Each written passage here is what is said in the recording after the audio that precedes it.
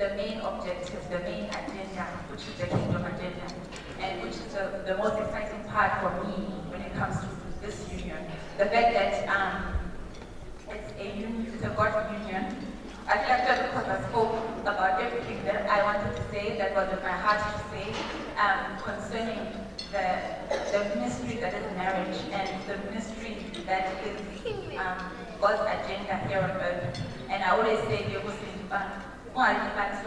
the agenda, which is the godly agenda, to build nations, to build unshakable kingdoms for Christ, for the purpose of Christ. So I celebrate with you today, and I even though it is but to congratulate you and to say, stick with God, and He will be your guide in everything that you do. I'm most excited about what He will do through the two of you. Sebatas for me as well, for honoring your word. To love her ladies because you honor your word, to love her and to be there for her. And yeah, may God bless your union.